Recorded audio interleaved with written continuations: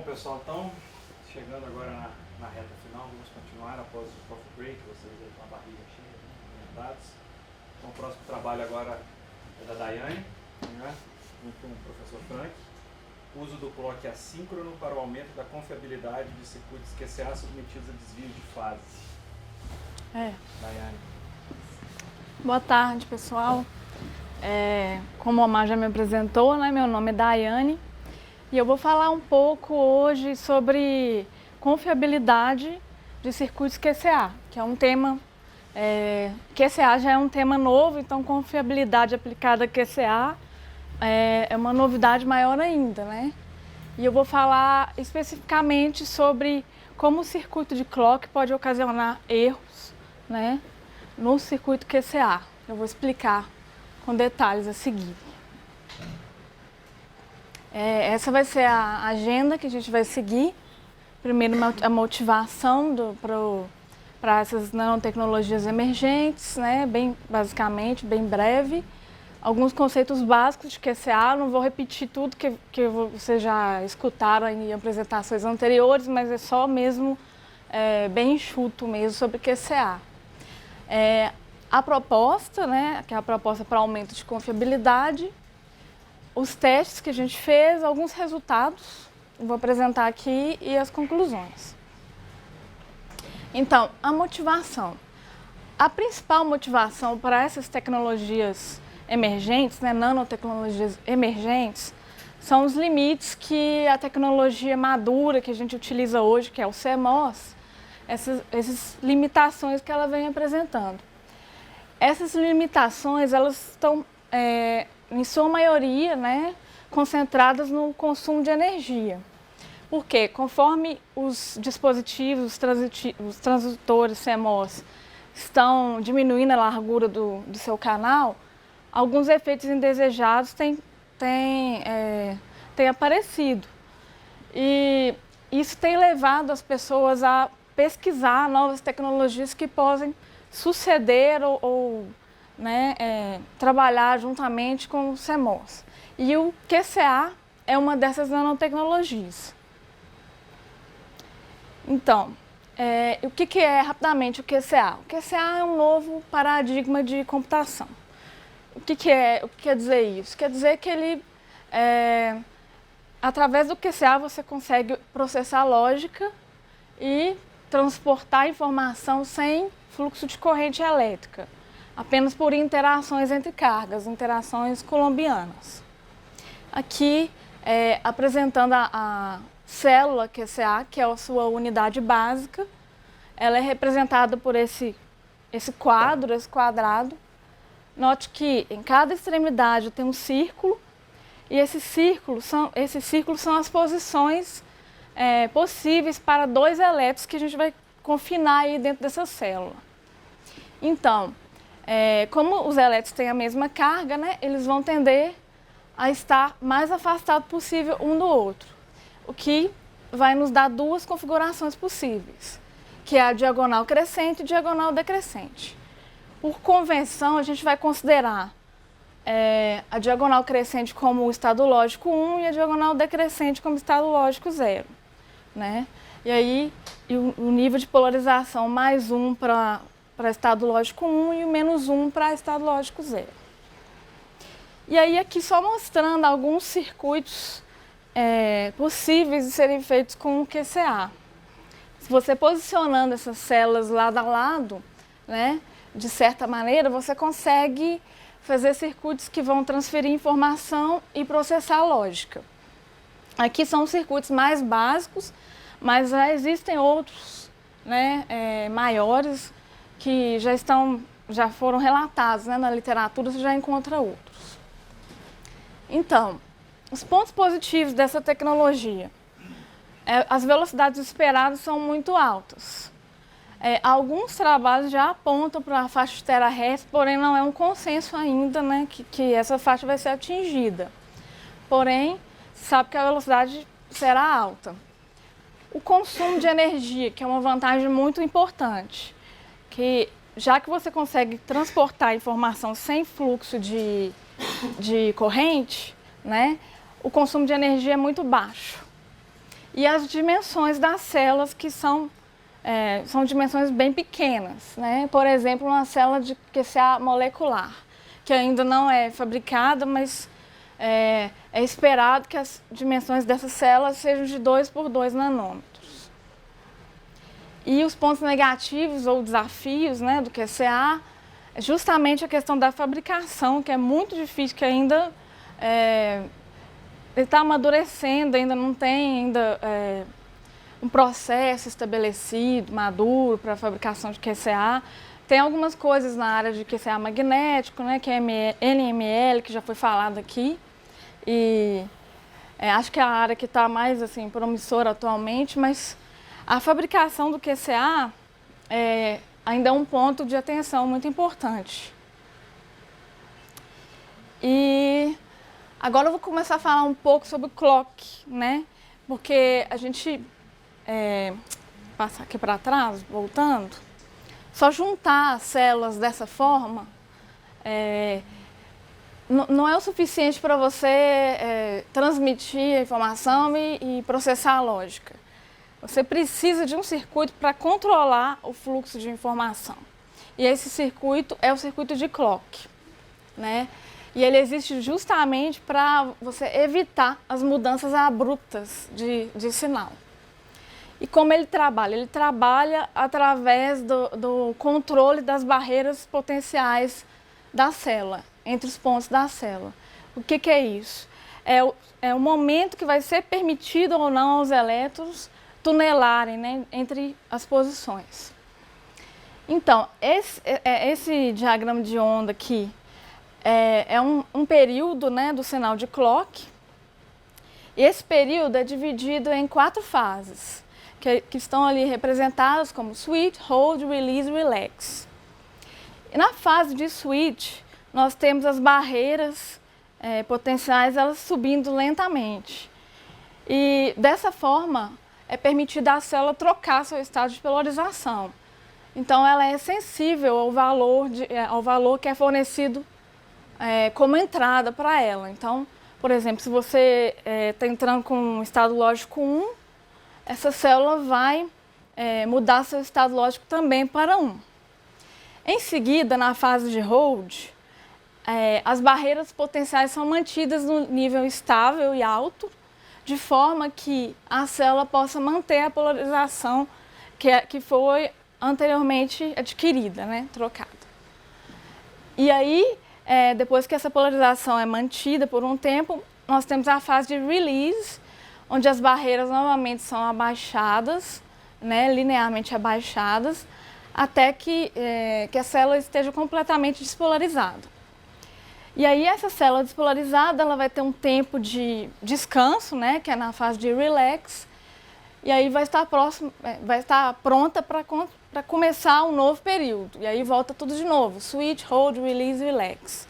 Então é assim que funciona o controle dessas barreiras potenciais da célula para evitar as mudanças abruptas, né? Mas como que isso vai possibilitar o correto fluxo de informação num fio QCA, por exemplo, né? A gente deve agrupar as células em distintas zonas. Por exemplo, aqui, cada cor vai representar uma zona. São 4 zonas, assim como são 4 fases, né, que eu mostrei anteriormente. E como aplicar o sinal de clock nesse circuito? Você vai ter externo um circuito gerador de clock, que vai gerar uma onda, né, aquela onda que vai ter o campo elétrico. Esse circuito de clock ele vai ter 4 saídas, cada saída vai estar conectada a uma zona de clock, conforme está mostrado. E os sinais de clock eles devem ser naturalmente defasados de -π/2 entre si. Então, ali mostrando, né, a nomenclatura das zonas, zona 0, zona 1, zona 2, zona 3. Então, o que quer dizer defasados de 90 graus entre si? Quer dizer que cada sinal de clock, né, vai ter aí um atraso de 90 graus em relação ao anterior. Igual está mostrado aqui, nada mais é do que isso. Dessa forma, por causa desse atraso, você consegue fazer com que a informação seja transportada, né, de uma extremidade a outra extremidade do fio. Por quê? Porque primeiro as células da zona 0 vão mudar, e aí elas mudando, elas vão influenciar as células da zona 1, e aí só no momento posterior elas influenciam da zona 2, e a mesma coisa para a zona 3. Então a informação ela vai sendo transferida sob forma mesmo, como se fosse um pipeline mesmo, QCA. Agora eu vou falar um pouco sobre os desvios de fase, né? O que seria isso? Em circuitos reais, a gente sabe que real não é o ideal, na maioria das vezes, né? Esse atraso natural de 90 graus de uma fase em relação à outra, ela pode estar sujeita a desvio. Então, idealmente, a gente tem isso, porém, na prática, a gente pode ter isso, que é a fase com um erro ali, um desvio de mais ou menos sigma. Isso pode ser causado devido a variações no processo mesmo, por exemplo, variações de processo ou temperatura. Isso pode fazer com que o gerador de clock não vai gerar sinais ideais, vai gerar sinais com uma certa defasagem, que é esse sigma, mais ou menos sigma. Então, é pensando nisso que a gente desenvolveu o trabalho, para investigar o efeito disso no funcionamento do circuito QCA. Porque a gente sabe que ele é muito sensível a esse sequenciamento, né? Então, aqui só representando as fases de clock, conforme eu já tinha falado, né? Switch, hold, release, relax, com os desvios. Eu tenho mais sigma e menos sigma, então eu vou ter esse sinal de clock ou atrasado ou adiantado, né? De mais ou menos sigma. Só para ficar claro do que eu estou falando, né? Mas como que isso pode acarretar em um erro, né? Para ficar claro aqui. Aqui eu gerei um exemplo e utilizei como sigma ali dois valores diferentes de menos π sobre 8 e mais π sobre 4. Esses valores são só exemplos, não quer dizer que tem que ser fixo daquela forma, não. É só para vocês entenderem como que funciona a ideia aqui, né? Então, ali na zona 0, o sinal de clock ele está adiantado de π sobre 8 radianos. Então, como ele está adiantado, né, todo aquele processo de switch, hold, release, relax vai ocorrer antes. E a mesma coisa ali para a zona 1. A zona 1 a gente atrasou de π sobre 4. Quer dizer que as fases dela vão ocorrer também um momento depois do que seria para ocorrer. Então, o que vai acontecer aqui? Exatamente nesse momento aqui, o momento de release da zona 0 está ocorrendo antes do que deveria ocorrer. Então, quer dizer que as células estão se despolarizando antes do tempo. Então, no switch da zona 1, ele não vai ser capaz de transferir o sinal que era para ter sido mantido ali no hold. Né? Por quê? Porque a zona 0 já se despolarizou na hora que a zona 1 está mudando. Então, isso aí é um problema que pode acarretar um erro, né? Na saída, no futuro, porque eu não vou conseguir transmitir a informação. A zona 0 já se despolarizou na hora que a zona 1 está mudando, então esse desvio de fase pode acarretar um erro. Então, qual que é a proposta? A proposta do trabalho é criar um clock assíncrono. O que é isso? Esse aqui é, de novo, né, o sinal de clock normal, como eu já apresentei, e a gente pode observar que as fases dele, elas têm a mesma duração, né, que aqui é de π sobre 2. Então, eu tenho switch durando π sobre 2, hold π sobre 2, release π sobre 2 e relax também. Então, ele é um sinal síncrono. Então, a proposta é fazer desse sinal não ser mais síncrono, ser assíncrono. e ver se isso vai, de alguma forma, melhorar, resolver aquele problema que eu apresentei. Então, mas fazer assíncrono como? O que a gente fez? A gente aumentou o tempo do hold e diminuindo, consequentemente, o tempo de relax.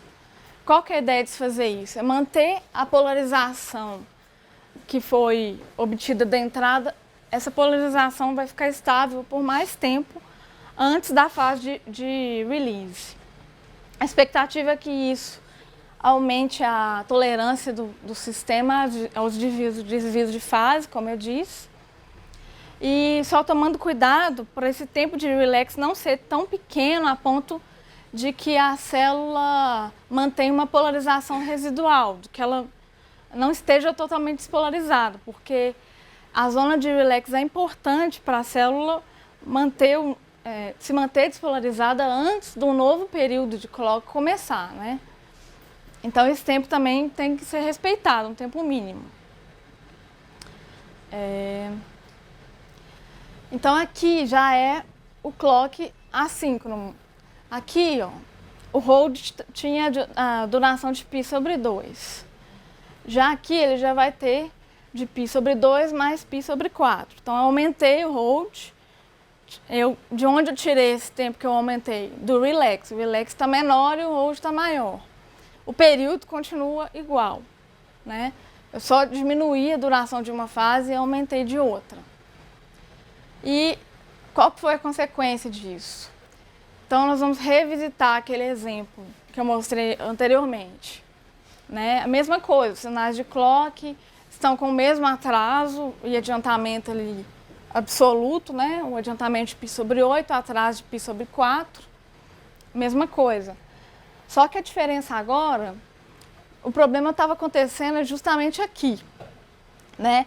Que essa zona 0, ela estava se despolarizando antes da zona 1 conseguir pegar aquele valor, né? Mudar o seu valor de acordo com o que estava na zona 0.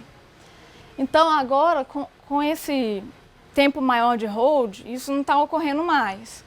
Porque quando a zona 1 começa a mudar, o nível da zona 0 ainda está no hold. Então ele ainda está mantido. Então eu consigo pegar esse nível, né, e transmitir adiante no circuito. Observe que só ali no final da fase de switch da zona 1 que vai começar a ocorrer a despolarização na zona 0. Porém, essa despolarização ela está tão no início que ela não vai chegar assim, em alguns casos, né? Por isso que a gente fez vários testes, mas assim, ela não vai chegar a fazer com que a zona 1 perca o sinal que ela mudou ali de acordo com o que estava na zona 0. Então, dessa forma, eu vou evitar o erro e vou conseguir propagar o sinal, né? Então, quais foram os testes que a gente fez? A gente utilizou 4 estruturas QCA básicas, não circuitos, mas estruturas, fio em L, fan-out de 2 e de 3. Vou mostrar também melhor. E a gente fez uma batelada de simulações no QCA Designer, para quem é da área já sabe, que esse é o simulador mais utilizado, né, na área, o QCA Designer. E ali também, para quem já conhece o simulador, a gente usou o mecanismo de coerência vector com seus parâmetros mantidos como default do simulador mesmo. E a gente utilizou um vetor de entradas fixo para justamente manter uma referência nos resultados, porque alguns erros eles acontecem quando você muda de 1 para 0, mas não acontece quando você muda de 0 para 1. Então, para eliminar isso, a gente sempre usou o mesmo vetor de entradas, ele foi fixo em todos os testes. Então, aqui uma tabela, né, com as características dos testes. São 4 circuitos, circuitos são estruturas, né? O fio em L, fan-out 2 e fan-out 3. Os desvios de fase que a gente aplicou no sinal de clock foram de 2 faixas. Primeiro, de 0 a 45 e depois de 45 a 90. Ah, mas por que você não fala logo de uma vez que foi de 0 a 90?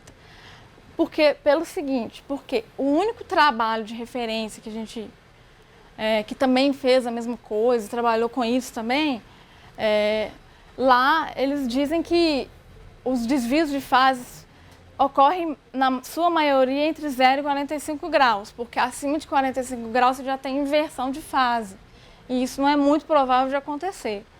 Então, ok, então vamos focar mais na faixa de 0 a 45, porém eu quis também testar de 45 a 90 para mostrar que essa solução não ia fazer o circuito parar de funcionar se a gente tivesse um desvio maior. Então, por isso que foi testado também de 45 a 90. E esse parâmetro em aumento da fase de hold pode ser também o tanto que a gente aumentou o hold, né, a assincronicidade, né, tanto que você aumenta o hold e diminui o relax. Então, a gente usou ali de 4 valores, 0%, quer dizer que eu estou com o clock síncrono normal, 10, 20, 30 e 40% de aumento no hold, para fazer os testes. E aí, quantos testes a gente fez? Por combinação de desvio de fase, que é aleatório, um valor aleatório, e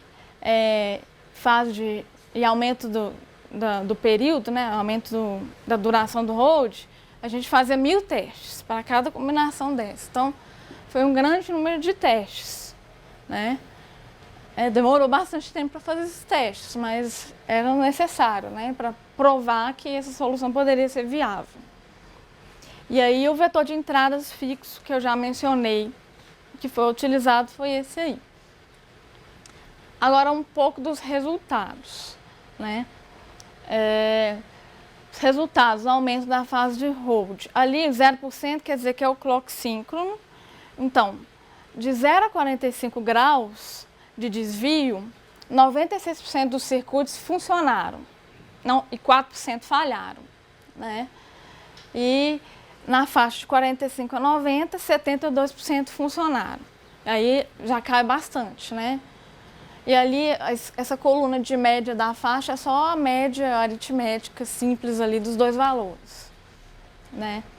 Então, a gente observa ali que com o aumento da fase de hold, de 10, 20, 30 e 40%, a gente conseguiu eliminar, não teve mais nenhum circuito que não funcionou. Então, de 4% ali de erro, a gente saiu para 0%. Né? É claro que são testes ainda preliminares, porque, como eu disse, só tem, além desse trabalho nosso, a gente encontrou mais uma referência que trabalhou com isso. Né? Então, assim, está bem no início ainda, mas a gente já notou uma melhora de 4% ali, de 96% para 100%, já é alguma coisa. E ali na faixa de 45 a 90, eu consideraria que não houve nem melhor nem pior, porque ficou mais ou menos ali, variando entre 73, 70, 71, o que prova que essa solução não inviabiliza o funcionamento do circuito se o desvio de fase for grande, for acima de 45 graus. E ali é só o gráfico, né? Esse gráfico mostra o que eu falei ali na tabela, porém mais detalhado, porque aqui eu estou mostrando para dividir o desvio de fase de 4 em 4 graus. Vou mostrar o que aconteceu exatamente conforme o desvio de fase, os valores absolutos de desvio de fase. Aquela linha azul ali, que tem um bico para baixo ali, ela é o clock síncrono. Então, a gente pode notar que mais ou menos a partir de 32, 33 graus ali, a gente já começa a observar erro devido a desvio de fase, né? De 32 graus para cima ali. Porém, com o clock assíncrono, a gente conseguiu ir além dessa faixa, né? Como eu disse, até 45 graus não aconteceu erro. Começou a acontecer depois disso, né? Seguindo a mesma tendência ali do clock síncrono. E aí, o fio em L, o formato dos resultados é o mesmo, então não vou repetir. Opa, só voltando aqui. A melhoria ali na faixa de 0 a 45 foi de 3%, né? Para para todos os aumentos de hold. E na outra faixa teve uma discrepância ali no 40%. Quando a gente aumentou muito o hold, né, no FIA em L, de 45 a 90 graus, aí prejudicou realmente o desempenho ali do circuito. Então, isso mostra pra gente que a gente tem que também ter cuidado, não pode também sair aumentando, fazendo essa sincronicidade também de qualquer forma. Tem que fazer um estudo mesmo para definir em quantos por cento que você vai aumentar esse valor, de forma que não venha prejudicar o circuito sob nenhuma faixa de desvio de fase. A mesma coisa, o gráfico, né? Pode ali perceber essa linha verde azulada aí, bem abaixo, né? Que foi a que derrubou mesmo o desempenho do circuito. Porém, antes ali, até 45 graus, todos os clocks assíncronos foram melhores do que o clock síncrono. E agora esse é o fan-out de 2. O fan-out de 2 reforça aquilo que eu falei. A gente notou a melhoria para 10% e 20%, porém 30% e 40% já piorou um pouquinho, né? Então, reforça mais ainda que a gente tem que tomar cuidado com esse aumento para não piorar o circuito, né? E aí, a gente pode ver ali no gráfico dois resultados que clock assíncrono foi superior ao clock síncrono e 2 que foi inferior, né, ali onde está circulado, até 45 graus. Depois de 45 graus foi mais ou menos, todo mundo teve o mesmo desempenho. Fan-out 3 seguiu a mesma configuração, a mesma coisa do fan-out de 2, né, o resultado teve o mesmo formato, melhorou para 10% e 20%, acima de 30% a gente já nota uma queda do rendimento. E o gráfico também da mesma forma, ali, com 2 resultados melhores, né, o clock assíncrono do que o síncrono, e 2 inferiores. Então, como conclusão, eu posso dizer que, baseado nos estudos que a gente fez e nos estudos também das referências, né, que a gente já pesquisou, esses desvios de fase, eles podem sim gerar erros no circuito, porque o circuito QCA ele é muito sensível ao sequenciamento das informações. Esses desvios interferem nesse sincronismo, né, no sequenciamento. E esse clock assíncrono ele é apresentado como uma alternativa para resolver esse problema. Nessa alternativa, a gente diminui uma fase de relax e aumenta a fase de hold para o nível de polarização ficar estável mais tempo antes da célula se despolarizar. E esses testes, que foram testes iniciais, preliminares, indicaram um caminho que essa pode ser uma solução viável, né? Exige ainda mais estudo, porém é uma indicação de uma solução para esse problema. Então é isso. Obrigada. Obrigado, Daiane. Perguntas? Vocês tentaram mexer com outras fases, além do hold do Lex, do switch? Não tentamos. Porque justamente a gente percebeu que os erros aconteciam porque o sinal, a polarização não estava sendo mantida o tempo suficiente. Então ela é mantida pela fase de hold. Então a gente não tentou mexer nas outras fases, só aumentar o hold mesmo. Isso talvez o aumento na pressão de erros, quando você aumenta para 40%, 30%, pode ser que você está tendo um relax muito pequeno. Talvez se diminua o switch, alguma coisa do tipo. Pode ser. Como eu falei, tem que tomar cuidado porque é por causa da polarização residual, né? Você não pode, a célula tem que ficar totalmente despolarizada antes do novo ciclo. Mais alguma pergunta?